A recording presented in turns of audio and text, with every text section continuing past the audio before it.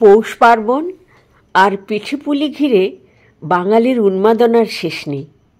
আর ফি বছর কত নতুন নতুন পিঠে জন্ম নিচ্ছে, তাই নিয়ে কেউ কেউ রিসার্চও করছেন হয়তো। ভবানীপ্রসাদ মজুমদারের একটি মজার কবিতা পিঠেলজি। পিঠে পুলি খেতে খেতে পিঠেলজি কবিতাটা শুনে নেওয়া যাক তাহলে।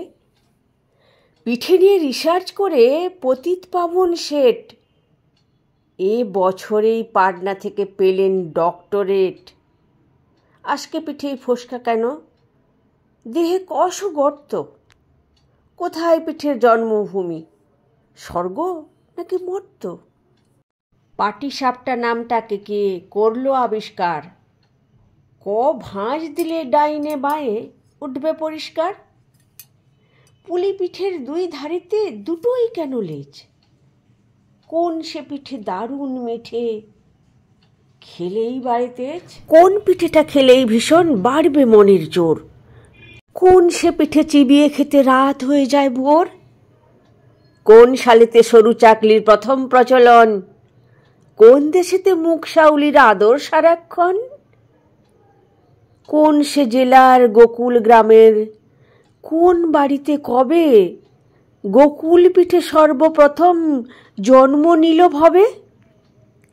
কষের দুধে কষ পুলি ফুটবে কত ঘন্টা, হিসেব মতো মিলে নেবে তিথি এবং ঘন্টা। পুর কিসে হয় পুলি পিঠে কিংবা পাটিসাপটার? পুরটা কখন পুড়তে হবে, বিফোর নাকি আফটার? পৌষ পার্বণ উৎসবটার কোন সালেতে শুরু, সর্বপ্রথম বাউনি বাঁধেন বিখ্যাত কোন গুরু? ভাজা ভিজে শুকনো সরস পিঠের কষজাত, ঝালপুলি আর মিষ্টি পুলির মধ্যে কি তফাৎ? হাজার পিঠের হাজার নিয়ম, হাজার রকম স্বাদ, একটু এদিক ওদিক হলেই সব কিছু বরবাদ। এমনি করে তথ্য লিখেই পতিত পাবন শেঠ বিশ্ববাসীর মুন্ডুগুলো করে দিলেন হেঁট। ফিলোজফিতে ডি ফিল মেলে, লিটারেচারে ডিলিট, পিঠেলজিতে থিসিস লিখে ডিগ্রি পেলেন ডিপিট। পিঠে নিয়ে হাসি ঠাট্টা যতই করি না কেন, পিঠে পুলির মতো উপাদেয় খাদ্য বাঙালি কি করে ভুলবে? পিঠে আমাদের অতীত, পিঠে আমাদের বর্তমান, পিঠে আমাদের ভবিষ্যৎ।